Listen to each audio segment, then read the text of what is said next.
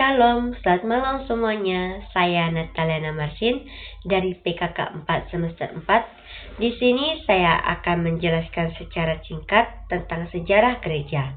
Sejarah gereja adalah tentang studi perkembangan dan perjalanan gereja Kristen sejak zaman rasul-rasul hingga saat ini. Sejarah gereja mencakupi berbagai aspek seperti 1. Perkembangan doktrin dan teologi Kristen. 2.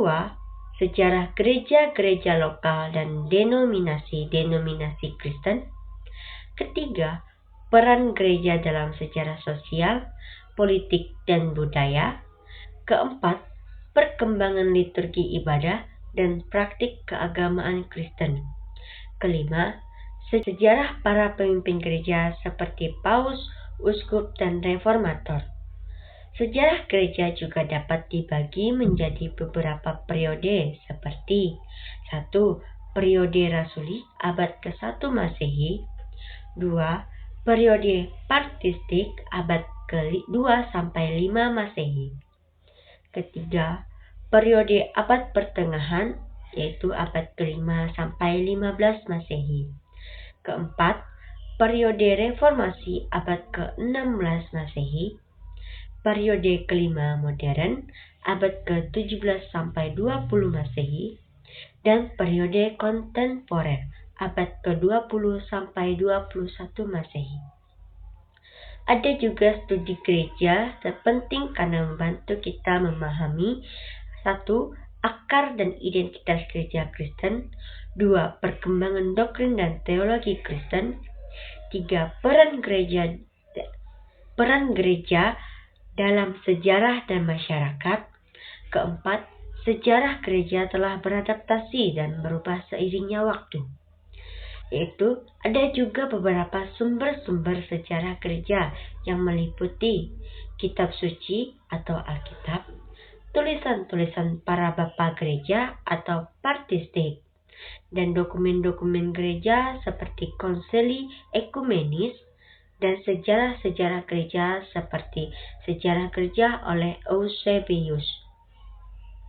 Sumber-sumber arkeologik dan epigrafi. Sejarah gereja Indonesia juga mulai dari abad ke-16 ketika agama Kristen pertama kali diperkenalkan di Indonesia oleh para misionaris Portugis. Berikut juga ringkasan singkat tentang sejarah gereja Indonesia, yaitu periode awal 1511 sampai 1602, yaitu pengenalan agama Kristen. Agama Kristen pertama kali diperkenalkan di Indonesia oleh para misionaris Portugis pada tahun 1511. Pembangunan gereja. Gereja pertama kali di Indonesia dibangun di Maluku pada tahun 1522. Periode VOC dan pemerintah kolonial, yaitu 1602 sampai 1942. Peran VOC, perusahaan Hindia Timur Belanda, memainkan peran penting dalam penyeberangan agama Kristen di Indonesia. Pembangunan gereja-gereja. Banyak gereja-gereja dibangun di berbagai kota di Indonesia, seperti Batavia, Jakarta, dan Semarang. Misi-misi pendidikan para misionaris dan pendidikan Kristen memainkan peran penting dalam penyebaran agama Kristen dan pendidikan Indonesia. Periode kemerdekaan yaitu 1942 sampai 1965. Kemerdekaan Indonesia. Indonesia memproklamasikan kemerdekaan pada tanggal 17 Agustus 1945. Pengakuan gereja. Gereja-gereja di Indonesia mulai mengembangkan identitas dan otonomi mereka sendiri. Peran gereja dalam pembangunan.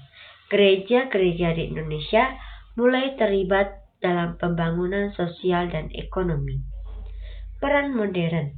1965 sampai sekarang. Perkembangan gereja-gereja di Indonesia terus berkembang dan mengembangkan identitas mereka sendiri.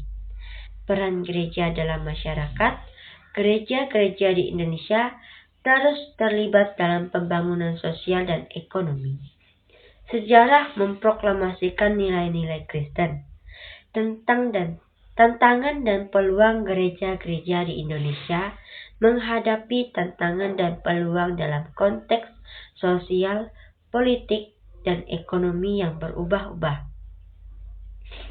Beberapa gereja besar di Indonesia antara lain: 1. Gereja Katolik Indonesia.